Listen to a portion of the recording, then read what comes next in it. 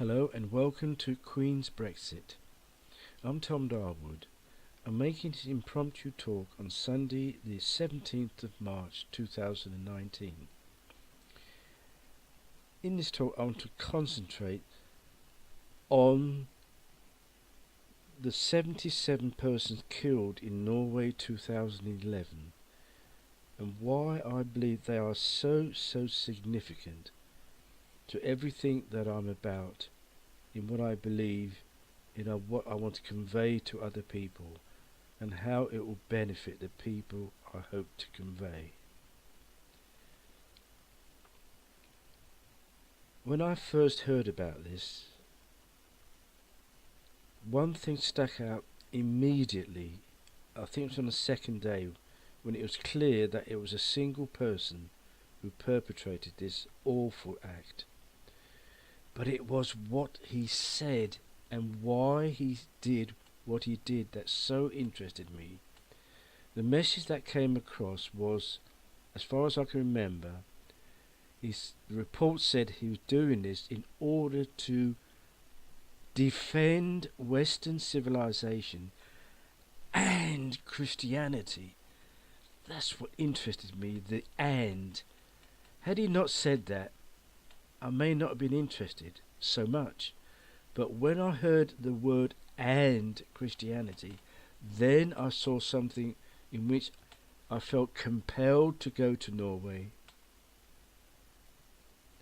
and to propose to the people of Oslo that I had already written an entire series of books and a passion play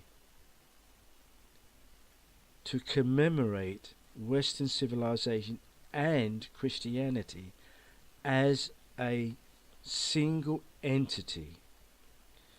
Now by this I mean, if you look at the dovetail in this talk, you see quite clearly two pictures. One is a religious one and one is a secular one.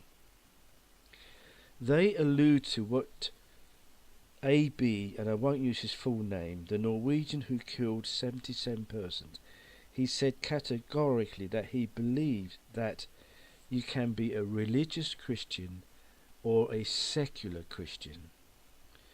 And in my works I wrote that it is possible to be both. But more so, I said that if you join these two dovetail together, you create one picture. And the picture alludes to a theological understanding which the church has thus far not understood. And that is why it is so unpopular, because the world only sees the church or Christianity alluding to the female dovetail. That is the picture which shows a religious picture. The male dovetail is what I'm trying to say to people, is part of the whole picture, and it is simply this: it is the realization of the allegorical story of Adam and Eve in the Eden of Genesis.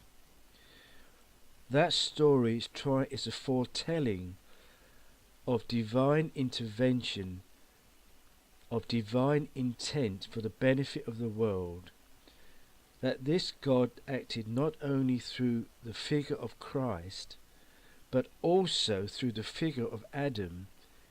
Adam represents humanity, and at a particular period in time he bestowed the gift of comprehension to service the call to duty, which created all the infrastructure of an industrialized democracy: education, health, industry, government, etc., etc.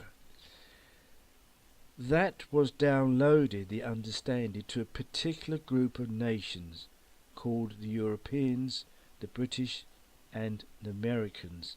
In effect, in a single word, it was to the white people. Now, the point of what I'm saying is this: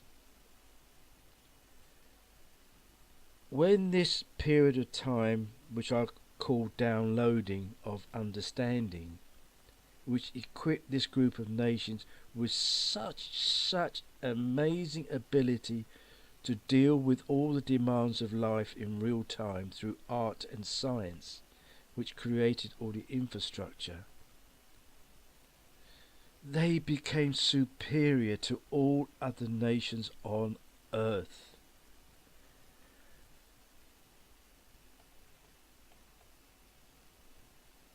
Now, it was this downloading by Almighty God which I believe acts as a dual form of salvation. Christ was one form of salvation, a religious one, but art and science is another salvation, very, very tangible and immediately understood by human beings. The religious side is difficult to grasp, but not art and science, because we can see the benefit. And that is what gave Western culture a sense of superiority. Not that people wanted to say, oh, I'm superior because I've got this gift, but inadvertently, when white supremacists think the way they do, they are looking at this legacy and they're claiming it for themselves without realizing that, as I say, it was God who was bestowing this upon a particular group of nations. Not that he favoured them, but for other reasons which I won't talk now about. He granted this dispensation, so to speak, upon a particular group of nations, and that is what made them great. They were not inherently great. It was this downloading which made the white races great, and that is at the heart of racism. It is not that the white want to impose their superiority upon coloured or black people. It is inadvertent. People are unconscious of it. If I can unveil this understanding, it will give to Christianity a much wider perspective, which I believe now will give to people 90% greater appeal, because Christianity is going to say that both are the result of divine intervention. Thank you.